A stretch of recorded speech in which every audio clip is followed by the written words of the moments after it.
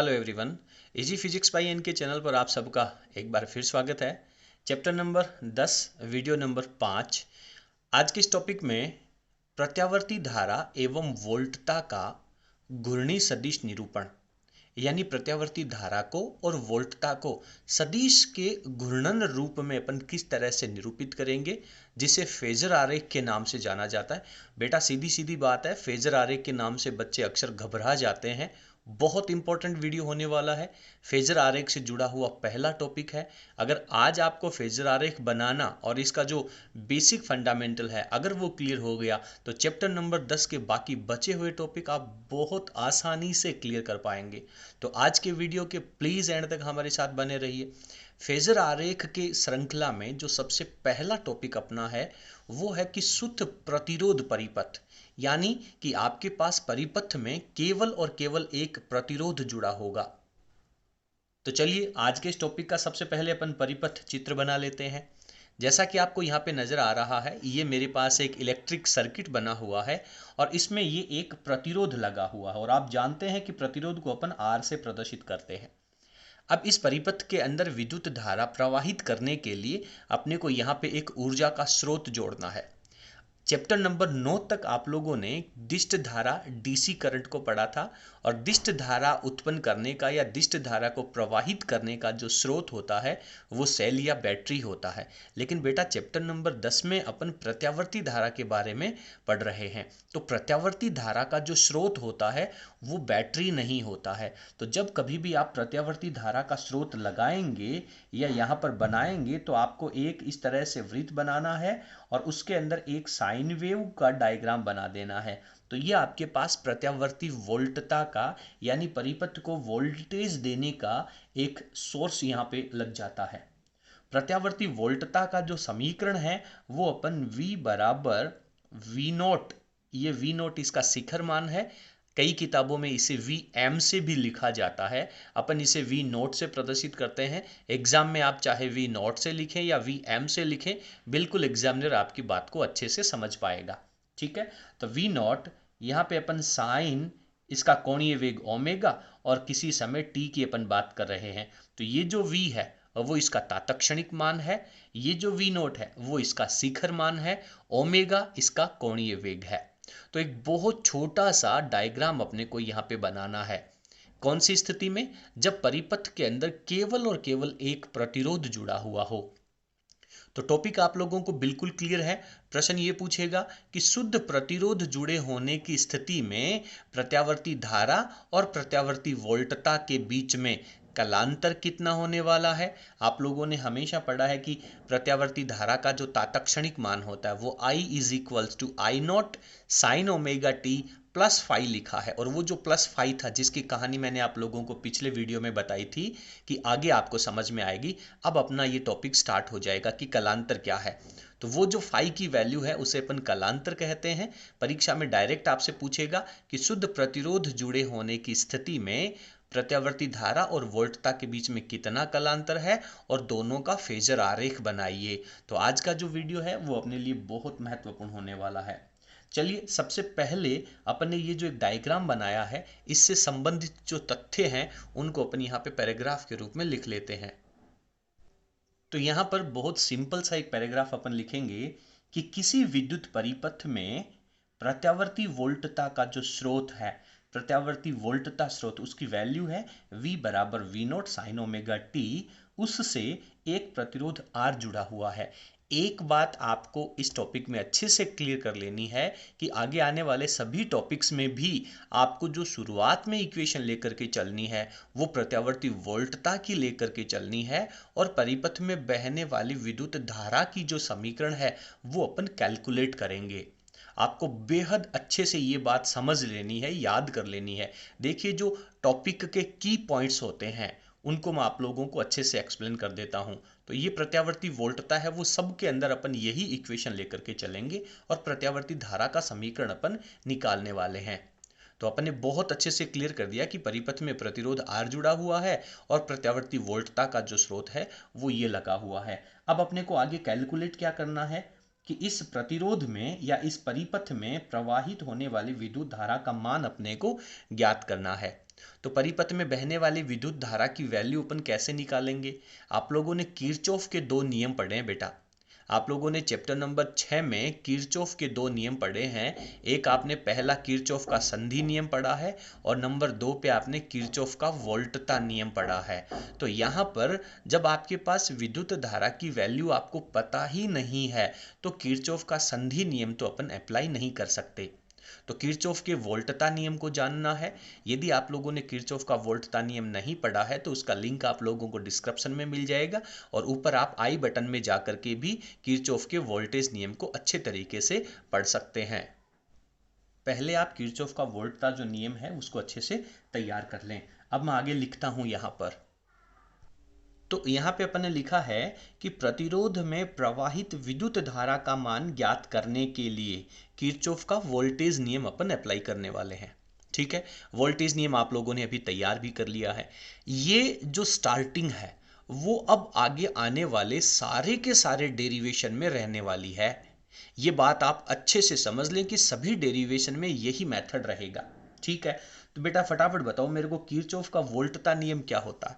Sir वोल्टता नियम होता है कि वोल्टताओं का एक को किसी भी लूप को सिलेक्शन कर लीजिए, आप कोई एक लूप सेलेक्ट कर लीजिए, उस लूप के अंदर वोल्टताओं का जो बीजगणितीय योग होता है वो जीरो होता है।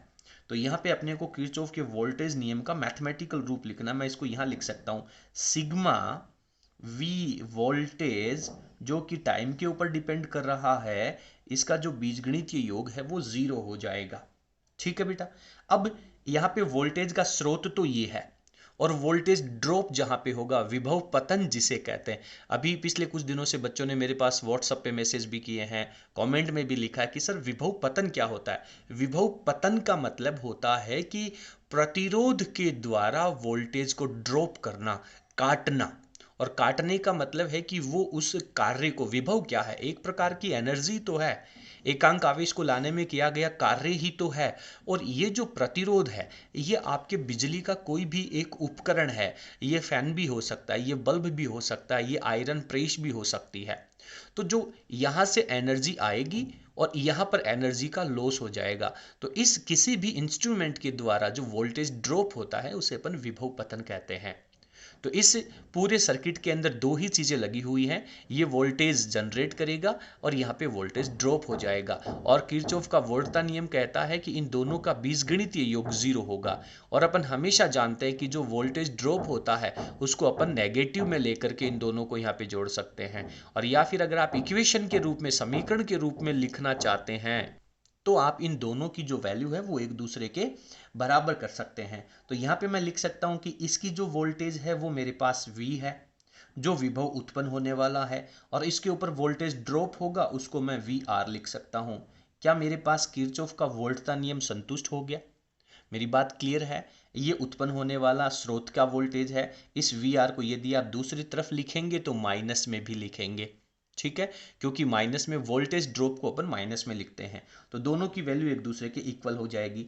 अब इक्वल हो जाएगी तो इस v का मान कितना है पहले लिख लीजिए। सर इस v का मान अभी अपन ने लिखा है, v का मान v नॉट और यहाँ पे लिखना है अपने को साइन ओमेगा t। ठीक है, ये VR क्या है? ये इस प्रतिरोध के सिरों के बीच का विभवांतर है जो कि अपन ओम के नियम से अप्लाई करते हैं। और ओम का नियम क्या कहता है? परिपथ में बहने वाली विद्युत धारा I और प्रतिरोध की वैल्यू R। एक बात मैं आपको और अच्छे से बता दूं कि बेटा आपको जब प्रत्यावर्ती धारा की या AC करंट की बात चल रही हो, आप कभी भी परिपथ में करंट की डायरेक्शन शो नहीं करेंगे। यदि आपने करंट की डायरेक्शन शो कर दी तो आपका पूरा डायग्राम, पूरा डेरिवेशन गलत हो जाएगा। क्योंकि आपने फर्स्ट वीडियो में, प्रत्यावर्ती धारा के पहले वीडियो में बहुत अच्छे से पढ़ा है कि प्रत्यावर्ती धारा का मान है वो समय के साथ परिवर्तित होता है, उसकी डायरेक्शन है वो बदलती रहती है। यानी अपने घरों में जो AC करंट आ रहा है उसकी फ्रीक्वेंसी 50 हर्ट्ज है। तो ये जो करंट होगा वो एक सेकंड में पहले इधर से प्रवाहित होगा, फिर इधर से प्रवाहित होगा, फिर डायरेक्शन ये रहेगी, फिर डायरेक्शन ये रहेगी। और ये जो चेंज है वो एक सेकंड में 50 बार होता है, 50 फ्रीक्वेंसी होती है अपने हिंदुस्तान में करंट की। तो इसमें आप करंट की डायरेक्शन कभी भी गलती से भी शो नहीं करेंगे। Okay, is that clear? Okay sir, चलिए अब अपने को करना क्या था, अपने को परिपथ में प्रवाहित होने वाली विद्युत धारा की वैल्यू निकालनी थी। तो ये आई के आपके पास वैल्यू आ जाएगी। इस इक्वेशन को जब आप सॉल्व करेंगे, आप यहाँ पे बड़ा एरो लगाएं ताकि पता चल जाएगा कि आप इसी इक्वेशन को आगे सॉल्व करके लिख रहे हैं। तो आई की वैल्यू क्या लिखेंगे, ये जो सर आर है वो ट्रांसफर होकर के इसके डिवाइड में आ जाएगा, तो इसको मैं वी नॉट अपॉन आर लिख देता हूँ। और आगे मेरे पास इक्वेशन रह जाएगी क्या, साइन ओमेगा टी। ठीक है बेटा, प्रत्यावर्ती धारा का समीकरण, तात्क्षणिक मान का समीकरण आपने पढ़ा है, क्या होता है, I is equals to I naught sine omega T plus five. ठीक है, तो ये उसी धारा की वैल्यू है, उसी धारा का समीकरण है। तो अब आप इस समीकरण की जो तुलना है वो आप आदर्श समीकरण से कर सकते हैं। तो आदर्श समीकरण से करेंगे तो सर यहां लिखना होगा आई नॉट, उसके आगे सर लिखना होगा sign omega T plus five लिखना होगा सर। ये आदर्श प्रत्यावर्ती धारा का समीकरण होता है। बहुत अच्छी बात है बेटा, तैयारी कर लीजिए। अब आप तुलना करें इन दोनों की, ये जो दोनों इक्वेशन है इनकी तुलना करें। तो आप जब तुलना करेंगे तो आपको पता चलेगा, जहां आई नॉट की जो वैल्यू है वो कितनी आएगी बेटा, वी नॉट अपॉन आर आएगी। यानी कि जब कभी परिपथ में केवल प्रतिरोध जुड़ा होगा उस समय प्रत्यावर्ती धारा की जो मैक्सिमम वैल्यू है, शिखर मान है, वो वोल्टता के शिखर मान बटा प्रतिरोध दोनों के अनुपात के तुल्य होता है। ये बात अच्छे से पढ़नी है। यहां मैं लिख देता हूं एसी का यानी प्रत्यावर्ती धारा का ये कौन सा मान है, शिखर मान है। क्लियर है बेटा, प्रत्यावर्ती धारा का शिखर मान बहुत तरह का आएगा। जब परिपथ में क्या जुड़ा हुआ है इस बात के ऊपर डिपेंड करेगा। तो अपने इस टॉपिक में परिपथ के अंदर केवल प्रतिरोध जुड़ा हुआ है, तो उस स्थिति में आपके पास जो शिखर मान की वैल्यू है वो यहाँ पर यह आ जाती है। आपको ये बात क्लियर करनी है। यदि अपन इन दोनों समीकरणों की तुलना करें तो यहाँ पे मेरे पास जो फाई नजर आ रहा है, आपको ओमेगा टी के साथ में कुछ और नजर आ रहा है क्या, सर ओमेगा टी के साथ में तो कुछ भी नहीं है। इसका मतलब यहाँ पर आपके पास जो कलांतर होगा, यानी वोल्टता और धारा के बीच में जो कलांतर होगा जिसे अपन फाई से प्रदर्शित करते हैं, वो कितने डिग्री का हो जाएगा, जीरो वैल्यू का हो जाएगा। यानी वोल्टता और प्रत्यावर्ती धारा दोनों एक ही कला में है। और ये जो शब्द है एक ही कला में होना, इसका अर्थ क्या है, अभी आप थोड़े चिंतित हो रहे होंगे, लेकिन इसी वीडियो के अंत तक आपको ये बात भी पता चल जाएगी कि कलांतर का अर्थ क्या होता है। और यहां पर दोनों के बीच में जो कलांतर जीरो अपन ने लिखा है, क्योंकि वोल्टता का समीकरण में भी आपके पास साइन ओमेगा टी है, धारा के समीकरण में sign omega T plus five है। इसकी जब आप यहां से तुलना करेंगे तो आपके पास फाइव की वैल्यू जीरो आ रही है। तो ये कलांतर का अर्थ क्या होता है वो भी आपको यहाँ पे समझ में आ जाएगा। बट कई बार जब ऑब्जेक्टिव प्रश्न पूछे जाते हैं तो उसमें आपको ये बात बहुत अच्छे से समझ करके याद करनी है, रटने का प्रयास नहीं करना है। कई ऐसी वैल्यूज आएंगी तो आप कंफ्यूज हो सकते हैं। चलिए पहले आप वीडियो की स्क्रीन को पॉज करेंगे और अपने जो नोट्स हैं उनको अच्छी तरीके से लिख लेंगे। अब अपन कॉपी को आगे स्किप करते हैं। अब ये जो कलांतर वाला स्टेटमेंट है इसको अपन थोड़ा और विस्तारित रूप में लिखते हैं। यहां में मैं लिखता हूं अर्थात केवल प्रतिरोध जुड़ा होने पर प्रत्यावर्ती वोल्टता जो लगाई गई है, प्रत्यावर्ती वोल्टता एवं प्रत्यावर्ती धारा दोनों समान कला में होती हैं। इसका अर्थ भी अपने को अभी समझ में आ जाएगा, समान कला में होती हैं। ठीक है बेटा, समान कला में होने का अर्थ क्या है अपने को बहुत अच्छे से समझ में आ जाएगा। समान कला में होने का अर्थ ये है कि जब प्रत्यावर्ती वोल्टता का मान जीरो होगा तो धारा का मान भी जीरो होगा। अभी मैं ग्राफ बना करके समझाऊंगा, पहले आप इसकी थोड़ी सी भूमिका समझ लें। समान कला में होने का मतलब है एक साथ चलेंगे ये। तो दोनों की जब प्रत्यावर्ती वोल्टता जीरो होगी तो धारा भी जीरो होगी, और वोल्टता मैक्सिमम होगी तो धारा भी मैक्सिमम होगी, वोल्टता नेगेटिव की डायरेक्शन में मैक्सिमम होगी तो धारा भी नेगेटिव की डायरेक्शन में ही मैक्सिमम हो जाएगी। एक चीज और अच्छे से समझ लें, अभी आप लोगों ने ये जो इक्वेशन लिखी है इसमें बेटा आर का मान कुछ ना कुछ तो होगा, और आर का मान जब कुछ ना कुछ होगा और जब आप वी नोट को यानी वोल्टता के मैक्सिमम मान को प्रतिरोध से आप डिवाइड करेंगे, विभाजित करेंगे, तो आपके पास धारा का शिखर मान आ जाएगा। यानी धारा का शिखर मान जो है वो वोल्टता के शिखर मान से कम लेना है, हमेशा ध्यान रखना है। क्यों? क्योंकि प्रतिरोध का मान कुछ ना कुछ तो होगा, और जब आप उससे डिवाइड करेंगे तो उस धारा का शिखर मान आएगा, तो वो धारा का शिखर मान वोल्टता के शिखर मान से कम होगा। चलिए अब अपन इनके दोनों ग्राफों को अच्छे तरीके से समझ लेते हैं। पहले आप इसका ज्यावक्रीय ग्राफ पढ़ें। ज्यावक्रीय ग्राफ का मतलब है साइन थीटा का ग्राफ अपने को पढ़ना है। तो आपने इक्वेशन में लेकर के क्या चले थे? आप इक्वेशन में इस टॉपिक में सबसे पहले प्रत्यावर्ती वोल्टता को लेकर के चले थे, तो पहले प्रत्यावर्ती वोल्टता का ग्राफ अपने को यहाँ पर बनाना चाहिए। चलिए मैं यहाँ पे बनाता हूँ। हर एक बात को आपको अच्छे तरीके से समझते हुए चलना है। ये मैंने एक्स एक्स की वैल्यू यहाँ पे लिख लेता हूँ, एक्स एक्स की लाइन यहाँ पे खींच लेता हूँ। ये एक्स एक्स की लाइन है, ये क्या प्रदर्शित करेगी? सर एक्स एक्स की लाइन है वो टाइम को रिप्रेजेंट करेगी। वाई एक्स की लाइन किसको रिप्रेजेंट करेगी? सर वाई एक्स की लाइन है वो वोल्टेज को और करंट को रिप्रेजेंट करेगी। वोल्टेज को, प्रत्यावर्ती वोल्टेज को, प्रत्यावर्ती धारा को रिप्रेजेंट करेगी। तो पहले मैं प्रत्यावर्ती वोल्टेज की बात कहता हूँ, तो इस तरफ मेरे पास V की वैल्यू आएगी, या फिर मेरे पास इस तरफ I की वैल्यू आएगी। इधर की तरफ प्लस में वैल्यू आएगी, नीचे की तरफ माइनस में वैल्यू आएगी, और ये इसका मूल बिंदु है।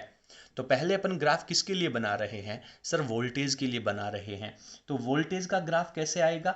आपने इक्वेशन में साइन थीटा लिखा है, और साइन थीटा का ग्राफ आप जानते हैं साइन ओमेगा टी। तो जब t की वैल्यू जीरो है, एक्स एक्स की लाइन के ऊपर जब t की वैल्यू जीरो है, मैंने आपको पिछले वीडियो के अंदर बहुत अच्छे से एक्सप्लेन करके बताया है, ओमेगा का मान क्या होता है? 2 पाई अपॉन कैपिटल टी। बेटा यहाँ पे थोड़ा सा रफ में अपने को रफ वर्क करने की ज़रूरत है क्या? चलिए आप लोग कहेंगे तो मैं आपको थोड़ा सा एक्सप्लेन कर देता हूँ, अदरवाइज आप हमारे पिछले वीडियो में जाकर के इस बात को अच्छे से पढ़ सकते हैं। आपने पढ़ा है कि V बराबर V naught sine omega t. Omega की जो वैल्यू होती है बेटा, इसको अपन 2 पाई एफ भी कहते हैं, और इसको अपन 2 पाई अपॉन टी भी कहते हैं। कौन सी फॉर्म में आपको इसकी ज़रूरत है उसी हिसाब से आप दोनों में से कोई एक समीकरण काम में ले सकते हैं। तो यहाँ पे मैं इसको 2 पाई अपॉन टी के फॉर्मेट में काम में लेता हूँ। तो V बराबर वी नॉट हो गया, साइन ओमेगा की जगह 2 पाई अपॉन कैपिटल टी लिखेंगे, और यहाँ पे अपने को स्मॉल टी रखना है। स्मॉल टी क्या है? समय का मान है। तो ये आपके पास एक पूरा का पूरा ग्राफ यहाँ पे मैं ड्रॉ कर लेता हूँ, एक पूरी की पूरी वेव यहाँ पे ड्रॉ कर लेता हूँ। आप चाहें तो इसे आगे भी बढ़ा सकते हैं, लेकिन इतना सफिशियंट है। और आप जानते हैं कि जीरो वैल्यू पहले मैक्सिमम पॉजिटिव में हुई, फिर जीरो हुई, फिर नेगेटिव में मैक्सिमम हुई, और वापस जीरो पे आ गई। तो ये इसका एक राउंड कंप्लीट हो गया, और जब इसका एक राउंड कंप्लीट हो गया तो इसे अपन आवर्तकाल टी कहते हैं। ये इसका आधा आवर्तकाल t/2 हो गया, ये इसका चौथा हिस्सा t/4 हो गया, और ये इसका तीसरा हिस्सा 3t/4 हो गया। Is that clear? जब आप स्मॉल टी की जगह t/4 रखेंगे, रख करके देख लीजिए बेटा, इसकी जगह t/4, टी ने टी को काटा, 2 ने 4 को काटा, आपके पास रह गया वी नॉट सर साइन π/2। और बेटा साइन π/2 होता है वो साइन 90 होता है, जिसकी वैल्यू 1 होती है, और बराबर में आपके पास वी नॉट आ जाएगा। यानी जब टाइम t/4 है उस समय v की जो वैल्यू है वो उसका मैक्सिमम मान है, शिखर मान है। तो यहाँ पे मैं लिख देता हूँ वी नॉट। ठीक है, इसी प्रकार से नीचे की तरफ जाएंगे तो इसको आप डॉटेड लाइन लगा करके लिख सकते हैं -v0। Is it clear? ठीक है बेटा, चलिए अब अपन इसके अंदर साइन का आई का करंट का इक्वेशन बनाते हैं। तो अभी आपके पास ऊपर आपने करंट की इक्वेशन में लिखा I is equals to I naught sine omega t. Phi की वैल्यू आपके पास 0 आई थी, तो जो साइन ओमेगा टी की वैल्यू यहाँ आई है वही तो साइन ओमेगा टी का समीकरण यहाँ आएगा। और आपने अभी पढ़ा कि आई नोट की जो वैल्यू है वो वी नोट से थोड़ी बहुत कम ही रखनी है। तो जब वोल्टेज का मान जीरो है तो करंट का मान भी जीरो ही होगा। और ये ग्राफ कुछ इस तरीके से धीरे धीरे बढ़ेगा। करंट की वैल्यू यहाँ पे मैक्सिमम हो जाएगी और पुनः जहाँ पे वोल्टेज की वैल्यू जीरो है वहाँ पर ही करंट की वैल्यू जीरो होगी। फिर वापस इसकी वैल्यू बढ़ेगी, जहाँ पे वोल्टेज की वैल्यू मैक्सिमम है वहाँ करंट की वैल्यू मैक्सिमम होगी, परंतु उसके सेम नहीं होगी, उसके समान नहीं होगी। और अगेन ये ग्राफ है वो इसी फॉर्मेट में आगे की तरफ चलता जाएगा। और ये जो आई का मैक्सिमम मान है, जब आप इसको वाई एक्स के ऊपर डालेंगे तो ये आपके पास धारा का शिखर मान यहाँ पे आ जाता है। तो इसको कहते हैं ज्यावक्र। बात आपको अच्छे से समझनी है, इसे कहते हैं ज्यावक्र। अब अपन इसका फेजर आरेख भी बनाना सीखते हैं। फेजर आरेख घबराने की कोई ज़रूरत नहीं है, समझ में आ गया जिंदगी भर चाहोगे कि भूल जाऊं तो भी भूल नहीं पाओगे। फेजर आरेख दिमाग में बैठ गया तो फिक्स है, डाउट रह गया तो कभी समझ में भी नहीं आएगा। चलिए, और फेजर आरेख सीखने का सबसे पहला पॉइंट यहीं पर है। यहां पर आपने फेजर आरेख सीख लिया तो आगे के पॉइंट्स में हालांकि फेजर आरेख थोड़ा सा कॉम्प्लिकेटेड जरूर हो जाएगा, बट फंडामेंटल यदि अपने क्लियर हैं तो आपको फेजर आरेख में दिक्कत नहीं होगी। चलिए फेजर आरेख सीखते हैं।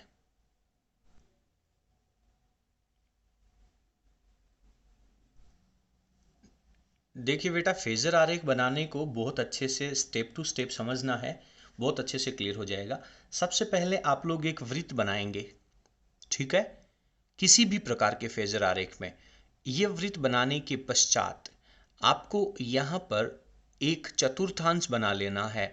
जिस तरीके से आप लोगों ने ग्राफ बनाया होगा, तो ग्राफ में अपने पास ये इसका मूल बिंदु आ जाएगा और अपनी जो स्टार्टिंग है वो हमेशा अपन एक्स एक्स की लाइन से शुरू करेंगे, यानी घड़ी को अपन यहाँ से चलाना शुरू करेंगे तो ये जो आपकी लाइन है ये t बराबर 0 की लाइन है, यानी प्रारंभिक बिंदु को प्रदर्शित कर रही है। ठीक है, अब यहाँ पे क्या होगा कि ये जो घड़ी की सुइयाँ यहाँ पे अपन रखते हैं, ये घड़ी की सुइयाँ इस तरीके से अपने पास उल्टी दिशाओं में घूमेंगी। उल्टी दिशाओं में घूमेंगी तो सबसे पहले जब घड़ी यहाँ पर रखी हुई है या कोई भी लाइन यहाँ पे रखी हुई है तो वो इस एक्स एक्स के साथ 0 डिग्री का कोण बनाएगी। और उसके बाद में ये यहाँ से घूमते घूमते जब यहाँ पे पहुँचेगी तो 90 डिग्री का कोण, फिर यहाँ पे घूमते हुए आएगी तो 180 डिग्री, फिर घूमते हुए आएगी तो 270 डिग्री और वापस यहाँ पे आएगी तो 360 डिग्री का कोण बनेगा। आप लोगों ने त्रिकोणमिति के अंदर इस बात को बहुत अच्छे से समझा है।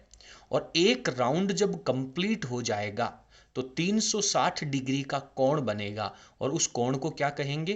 कोणीय विस्थापन कहेंगे। और एक चक्र पूरा करने में लिया गया जो टाइम होता है उसे अपन आवर्तकाल कहते हैं। क्लियर है? तो अभी मैं आप लोगों को थोड़ा सा रफ वर्क यहाँ पे और एक्सप्लेन कर देता हूँ। इसका मतलब ये होगा कि आपने जो साइन वेव बनाई है यहाँ पर, ये जो साइन वेव आप लोगों ने इस तरह से बनाई है, उस साइन वेव को ही अपन सदिश रूप में निरूपित करेंगे। ये आपके पास स्मॉल टी की लाइन थी, ये मूल बिंदु था। यहाँ पे आपके पास इस पॉइंट के ऊपर एक पूरा आवर्तकाल पूरा हो गया, यहाँ पे आपके पास आधा आवर्तकाल हो गया, यहाँ पे आपने t/4 लिखा था और यहाँ पे आपने 3t/4 लिखा था। जब आपने t/4 लिखा था उस समय आपके पास इसकी मैक्सिमम वैल्यू आई थी, t/2 के ऊपर मिनिमम वैल्यू 0 आई थी, 3t/4 के ऊपर इसकी नेगेटिव में मैक्सिमम वैल्यू आई थी और वापस जब आप t पे पहुंचे थे तो इसकी वैल्यू 0 आई थी। और ये आपने v बराबर v not sine omega t का ग्राफ या समीकरण बनाया था। ठीक है बेटा, अब इसी को अपन दूसरे फॉर्मेट के अंदर बनाएंगे। अब आप मुझे ये बताओ कि जैसे जैसे एक्स एक्स के ऊपर टाइम बढ़ेगा वैसे वैसे इस वोल्टेज के मान परिवर्तित हो रहा, बदल रहा है, लेकिन आपको पता कैसे चलेगा कि सर ये जो टाइम है इस फिक्स टाइम के ऊपर वोल्टेज कितना है, कैसे पता चलेगा? तो इसके लिए आप लोग कहेंगे कि सर टाइम की वैल्यू तो एक्स एक्स को प्रदर्शित कर रहा है और ये वोल्टेज की वैल्यू है, इसका वाई एक्स के ऊपर आप लंब खींच दीजिए तो ये वैल्यू आपके पास वोल्टेज की आ जाएगी। फिर थोड़ा सा और टाइम बढ़ेगा तो टाइम बढ़ गया, यहाँ पर पहुंच गया एक्स एक्स की लाइन के ऊपर और वोल्टेज है वो थोड़ा और आगे बढ़ गया, तो ये आपने पॉजिटिव वैल्यू आ गई। इसी प्रकार से टाइम पीरियड t/4 के बाद जैसे जैसे आगे समय बढ़ेगा, वोल्टेज की वैल्यू है वो वाई एक्स के ऊपर खींचा गया लंब धीरे धीरे धीरे धीरे कम होता जाएगा। यानी टाइम बढ़ने के साथ साथ t/2 तक जाने पर वोल्टेज है वो कम होता जाएगा, वाई एक्स के ऊपर इसकी वैल्यू कम होती जाएगी। t/2 के ऊपर अगेन जीरो आ जाएगी, और t/2 से वापस जब आप टाइम आगे बढ़ाएंगे t/3 t/4 के बीच में, तो जैसे जैसे टाइम बढ़ेगा वैसे वैसे वाई एक्स के ऊपर लंब की वैल्यू भी बढ़ती जाएगी। यानी अब नेगेटिव डायरेक्शन के अंदर वोल्टेज है वो बढ़ता जाएगा। कब तक बढ़ेगा? 3t/4 तक जाने पर। जैसे 3t/4 पर पहुंचेंगे आपके पास वोल्टेज की नेगेटिव के अंदर वैल्यू मैक्सिमम हो जाएगी, शिखर मान के तुल्य हो जाएगी। और फिर आप जैसे जैसे टाइम आगे बढ़ता जाएगा वाई एक्स के ऊपर खींचे गए लंब की वैल्यू कम होती जाएगी, और टी पर जाकर के लंब की वैल्यू यानी वोल्टेज की वैल्यू जीरो हो जाएगी। तो इसी ग्राफ को आप वृत्त के रूप में कैसे प्रदर्शित करते हैं? इसी ग्राफ को वृत्त के रूप में प्रदर्शित करना ही फेजर आरेख है। कोई बहुत बड़ी कोई रॉकेट साइंस यहां पे नहीं लगेगी। ठीक है बेटा, तो चलिए सबसे पहले अपन इस बात को अच्छे से समझते हैं कि t बराबर जीरो पर वोल्टेज कहां था। t बराबर जीरो पर आप लोगों ने ग्राफ के अंदर पढ़ा है कि जब आपने t बराबर जीरो की वैल्यू रखी थी, दोबारा मैं आप लोगों को यहां पे एक्सप्लेन कर देता हूं कि जब आपने t का मान जीरो रखा था तो सर वोल्टेज भी जीरो था। तो इस केस के अंदर एक्स एक्स की लाइन है वो आपका टाइम बताएगी। जैसे जैसे आपका टाइम की वैल्यू आगे बढ़ेगी एंगल बढ़ता जाएगा, तो एक पूरा चक्र जब कंप्लीट होगा तो एक आवर्त काल पूरा होगा। तो यहां से चल करके जब आप वाई एक्स की लाइन पे पहुंचोगे तो एक आवर्त काल का चौथा हिस्सा यानी t/4 लग गया। फिर यहां से घूम करके आप वापस एक्स एक्स की लाइन पे आओगे तो अब आपको पूरे चक्र का आधा टाइम लग गया यानी t/2 लग गया। यहां से चल करके आप इस माइनस वाई की लाइन पे आओगे तो तीसरा हिस्सा लग गया, और वापस यहां पे पहुंचोगे तो एक पूरा आवर्त काल हो गया। तो t बराबर जीरो की वैल्यू जो आई थी, तो यहां से आप ये जो वाई एक्स की लाइन है, इस वाई एक्स की लाइन के ऊपर आप लंब खींचेंगे। किसका? अभी अपन समझते हैं। तो ये जो वाई एक्स की लाइन है वो आपके वोल्टेज की वैल्यू को प्रदर्शित करेगी। तो जब आप टी बराबर जीरो वैल्यू पे हैं तो वोल्टेज कितना है? सर टी बराबर जीरो वैल्यू पे है तो वोल्टेज जीरो है, तो ये आपका ग्राफ है वो यहां से स्टार्ट होगा। ठीक है, अब आप इस पॉइंट से वाई एक्स की लाइन के ऊपर लंब खींचो, इसी पॉइंट से, तो वो एक्स एक्स की रेखा के ऊपर होते हुए आएगा और मूल बिंदु पे मिल जाएगा। यानी वोल्टेज आपका कितना है? जीरो है। क्लियर है?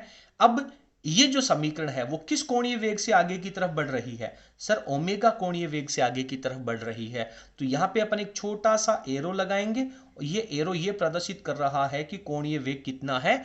ओमेगा है। तो ओमेगा कोणीय वेग यहां लिखो, v बराबर वी नॉट साइन ओमेगा की जगह 2 पाई/टी आता है। स्मॉल टी की बात चल रही है, स्मॉल टी पे आप कहां पहुंच जाओगे? स्मॉल टी की वैल्यू कितनी रखूं? यहां पे आप कितनी पे हैं? देखिए मैं आपको थोड़ी थोड़ी स्टेप में धीरे धीरे समझा देता हूं। ये आपका टाइम कितना है? सर t/4 है। t/4 लिखो, इसकी जगह t/4 लिखा, t ने t को काटा, 2 ने इस 4 को काटा, आपके पास इक्वेशन आ गई v नॉट साइन पाई/2। और साइन पाई/2 की वैल्यू होती है बेटा 1, उसको आप v नॉट से मल्टीप्लाई करोगे तो आपके पास वैल्यू आ जाएगी v नॉट, यानी इसका मैक्सिमम मान। और ये इस वाई एक्स की लाइन के ऊपर इस वृत्त के अंदर जो वैल्यू आ रही है वो इसका मैक्सिमम मान यहां हो जाएगा। यानी ये जो वैल्यू है वो इसकी पीक वैल्यू को प्रदर्शित कर रही है, वी नॉट को प्रदर्शित कर रही है। और जीरो से लेकर के वी नॉट के बीच में ही वोल्टेज की वैल्यू होगी।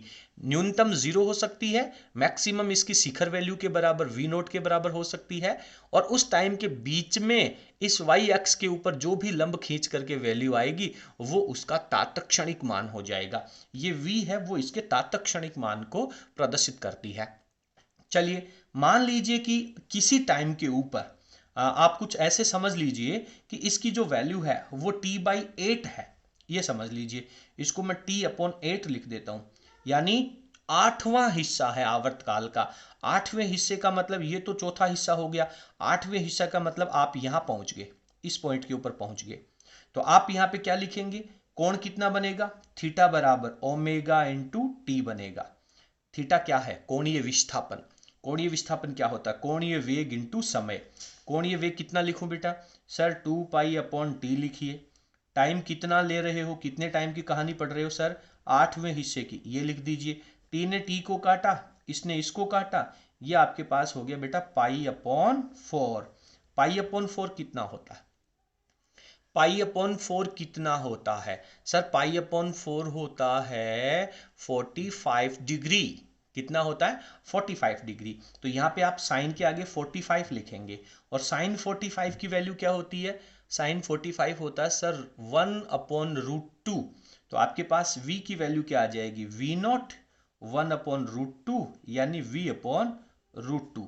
तो इस y अक्ष की लाइन के ऊपर v/√2 कहां आएगा? आप इसकी मध्य स्थिति में जाकर के देखिए। ये मेरे पास मध्य स्थिति आ गई, ये मेरे पास वोल्टेज ही चल रहा है। यहां पे मैं तीर का निशान लगाऊंगा, और इस तीर के निशान से y अक्ष की लाइन के ऊपर मैं लंब खींचूंगा, ये अभिलंब खींचूंगा इसके तीर के निशान से। तो ये जो वैल्यू है वो t टाइम बाद इसने कितना एंगल बना लिया? यहां पे अभी आपने लिखा है थीटा का मान ओमेगा टी, कितना एंगल बना लिया? ओमेगा टी एंगल बना लिया। टी समय बाद में ये जो एक्स एक्स की स्थिति थी वो घूमते हुए यहां पहुंच गई, और यहां पे जाने के बाद इसके शिखर से, इसके शीर्ष से आप वाई एक्स के ऊपर लंब खींच दीजिए, ये इसका शिखर मान, तात्क्षणिक मान हो जाएगा। टाइम टी के ऊपर, स्मॉल टाइम टी के ऊपर इसकी वैल्यू हो जाएगी। धीरे धीरे इसकी वैल्यू बढ़ती जाएगी, बढ़ती जाएगी।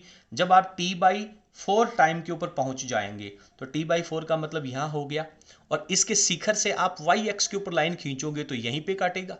तो यानी 0 टाइम से लेकर के जब तक आप t/4 टाइम तक जाते हैं, तब तक आपके पास इस वैल्यू से, जैसे इस तरीके से तो बढ़ेगा ये, यहां से आप इसके शीर्ष से आप y एक्स के ऊपर लंब खींचेंगे, फिर थोड़ा आगे बढ़ेगा, इसके शीर्ष से वापस y एक्स के ऊपर लंब खींचेंगे, फिर आप शीर्ष से y एक्स पे लंब खींचेंगे, शीर्ष से y एक्स पे लंब खींचेंगे, और अब आप शीर्ष से y एक्स पे लंब खींचेंगे।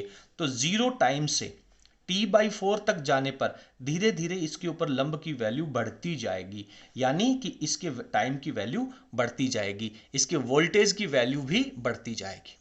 t/4 के बाद जैसे जैसे टाइम बढ़ेगा, आप क्या देख रहे थे यहां पे? सर जैसे जैसे टाइम बढ़ेगा वाई एक्स के ऊपर खींचे गए लंब की जो वैल्यू है वो धीरे धीरे कम होती जाएगी। तो वही स्थिति यहां पे आएगी।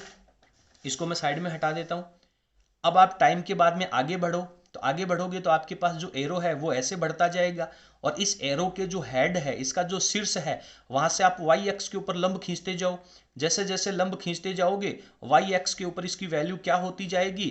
कम होती जाएगी, और जब ये बिल्कुल 180 डिग्री के ऊपर आ जाएगा, उस समय वाई एक्स के ऊपर खींचा गया लंब मूल बिंदु पे ही काटेगा, और इसकी वैल्यू 0 हो जाएगी। तो ये आपके पास t/2 की स्थिति हो गई, और ये आपके पास 3t/4 की स्थिति हो गई। तो ये जो y एक्स के ऊपर खींचा गया लंब है वो इसके तात्क्षणिक मान को प्रदर्शित करता है। तो ये जो आपने ऊपर v बराबर v0 साइन ओमेगा टी का समीकरण बनाया था, उसके बाद में आपने उसका ज्यावक्र बनाया था, साइन थीटा का ग्राफ बनाया था, उसी ग्राफ को ये ग्राफ प्रदर्शित कर रहा है। इसे अपन इसका फेजर आरेख कहते हैं। क्लियर है बेटा? ये तो बात हो गई वोल्टेज के फेजर आरेख की। अब अपन बात करेंगे विद्युत धारा के, प्रत्यावर्ती धारा के फेजर आरेख की। तो अभी आपने क्या पढ़ा था? सर वोल्टेज, यहां पे मैं दोनों इक्वेशन लिखूं क्या? v बराबर v0 साइन ओमेगा टी आया था, और धारा का मान I बराबर I0 साइन ओमेगा टी आया था। तो साइन ओमेगा टी दोनों में सेम है, तो ग्राफ भी बिल्कुल वहीं से ही शुरू होगा। तो प्रारंभिक स्थिति आपकी ग्राफ की I की यहां से शुरू होगी, ये I का ग्राफ है और ये V का ग्राफ है। अब इसके लिए मैं इसके अंदर एक दूसरा वृत्त बना देता हूं। वो जो दूसरा वृत्त है वो धारा के लिए हो जाएगा, ये बाहर वाला वृत्त है वो वोल्टेज के लिए हो जाएगा। ठीक है, दोनों का जो ग्राफ है वो एक साथ ही बनाना है। जैसे अभी आपने ऊपर के टॉपिक के अंदर, ऊपर के पार्ट में रेड कलर से और ब्लू कलर से करंट को और वोल्टेज को एक ही साइन ग्राफ के अंदर शो किया था, वैसे ही फेजर ग्राफ भी दोनों का एक साथ ही शो करना है। देखिए यहां पर ये बाहर वाला जो वृत्त आपको नजर आ रहा है ये वोल्टेज का है, और अंदर वाला वृत्त है वो करंट को शो कर रहा है। वाई एक्स की रेखा के ऊपर जो लंब खींच करके आएगा वो उसका तात्क्षणिक मान है। जैसे यहाँ पे ये वोल्टेज का लंब खींच करके आया है तो ये वोल्टेज का तात्क्षणिक मान है, इसको अपन V के द्वारा प्रदर्शित करेंगे। ठीक है बेटा, ये V के द्वारा अपन इसको प्रदर्शित करेंगे। और ये जो तीर का निशान है वो तीर का निशान इसकी त्रिज्या को प्रदर्शित कर रहा है, और त्रिज्या का मतलब है इसका शिखर मान। त्रिज्या का मतलब है इसका शिखर मान। तो ये इसके शीर्ष के ऊपर जहां कहीं भी ये शीर्ष प्रदर्शित करेगा उस शीर्ष को अपन नोट लगा करके शो करेंगे। जैसे मैंने यहाँ पे V नोट लिखा है, यहाँ पर मैंने V नोट लिखा है। ठीक है, अब ये V नोट है वो जैसे जैसे इसके ऊपर इस वाई एक्स के ऊपर लंब खींच करके जो वैल्यू आएगी वो उसका तात्क्षणिक मान हो जाएगा। तो इसी तरीके से अपन करंट की वैल्यू को शो करते हैं। तो प्रारंभिक समय तो आपका t बराबर 0 ही है, तो जहां वोल्टेज था वहीं करंट रहेगा, क्योंकि दोनों के बीच में कला में अंतर कितना है, 0 है, कलांतर 0 है। तो प्रारंभिक समय में दोनों एक साथ हैं। थोड़े समय बाद टी टाइम के बाद में ये ओमेगा कोणीय वेग से घूम रहा है, तो ये भी किस कोणीय वेग से घूम रहा है, ओमेगा से। टाइम दोनों का आपने सेम लिया है तो कितना एंगल बनाएंगे दोनों के दोनों, ओमेगा टी। तो यहां पर भी कितना एंगल बनेगा, ओमेगा टी एंगल बनेगा। तो जब वोल्टेज यहां पहुंचेगा तो करंट भी यहीं पहुंचेगा। और इस स्थिति के अंदर अपन इसको तीर के निशान से प्रदर्शित करेंगे, और यहां से करंट का अपन करंट के ग्राफ के अंदर वाई एक्स की लाइन के ऊपर लंब खींचेंगे, और ये इस करंट का तात्क्षणिक मान आ जाएगा। ठीक है, यानी वोल्टेज का और करंट का जो वैल्यू है वो दोनों एक साथ आगे की तरफ घूमेंगी, दोनों के बीच में कलांतर 0 है। वाई एक्स की रेखा के ऊपर खींचा गया लंब उसका तात्क्षणिक मान रिप्रेजेंट करता है। जैसे जैसे आप आगे की तरफ बढ़ेंगे t/4 की स्थिति में पहुंचेंगे तो दोनों का जो लाइन है, दोनों का ये जो एरो हेड है वो वाई एक्स के ऊपर आ जाएगा, और उस स्थिति में वाई एक्स के ऊपर खींचा गया जो लंब है वो उनकी मैक्सिमम वैल्यू के बराबर हो जाएगा। आप यहाँ पे देखेंगे कि जब आप स्मॉल t की जगह t/4 रखेंगे तो साइन 90 आएगा, साइन 90 का मान 1 होता है और i का मान I0 के बराबर हो जाएगा। जब इस t का मान इस t/4 से आगे बढ़ेगा और t/2 तक जाएगा तो धीरे धीरे जैसे जैसे ये एरो हेड आगे की तरफ जाएगा, प्रत्येक स्थिति के बाद आप इसका अभिलंब खींचेंगे वाई एक्स के ऊपर, यहां से खींचेंगे यहां आएगा, यहां से आगे बढ़ने के बाद यहां आएगा, और आगे बढ़ने के बाद अभिलंब यहां आएगा। यानी t/4 से t/2 के बीच धीरे धीरे जो तात्क्षणिक मान है वो कम होता जाएगा।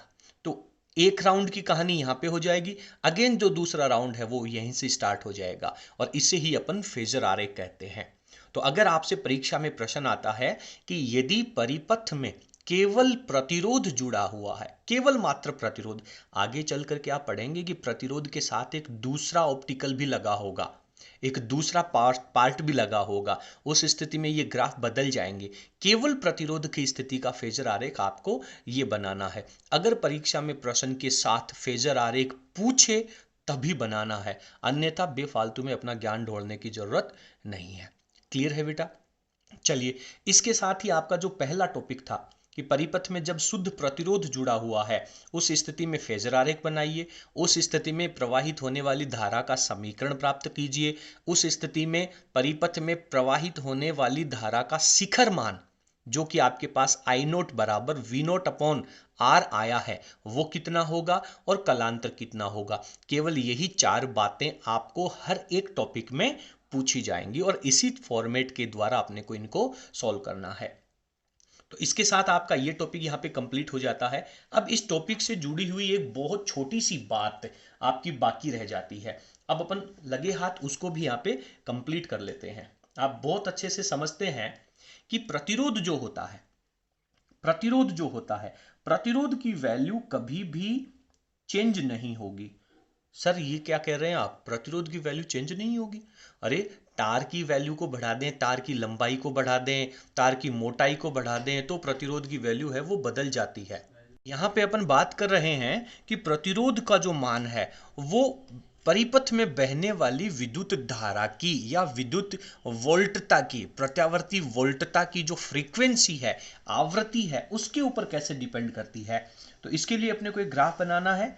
एक्स एक्स की लाइन के ऊपर अपन फ्रीक्वेंसी को रिप्रेजेंट करेंगे, वाई एक्स की लाइन के ऊपर अपन प्रतिरोध को प्रदर्शित करेंगे, और इसका जो ग्राफ है, मान लीजिए ये वाई एक्स की लाइन के ऊपर प्रतिरोध है और ये प्रतिरोध यहां पे इंस्टेंट करता है कि प्रतिरोध की वैल्यू इतनी है। तो अब आप जैसे जैसे फ्रीक्वेंसी को चेंज करें, कम करें या बढ़ाएं, तो फ्रीक्वेंसी का मान बदलने पर परिपथ के लिए जो प्रतिरोध है उसकी वैल्यू परिवर्तित नहीं होगी। यानी आप ये बात बहुत अच्छे तरीके से समझ लें, महसूस कर लें, फील कर लें कि प्रतिरोध का मान आवृत्ति पर निर्भर नहीं करता है। ठीक है बेटा, तो इस तरीके से अपना ये जो टॉपिक है वो यहाँ पे कंप्लीट हो जाता है। अब अपन यहाँ पे एक एग्जाम्पल, एक क्वेश्चन पुटअप करते हैं, एक छोटा सा प्रश्न अपन यहाँ पे होमवर्क के लिए सॉल्व करते हैं कि मान लीजिए आपको एक प्रत्यावर्ती वोल्टता का इक्वेशन दे रखा है 50।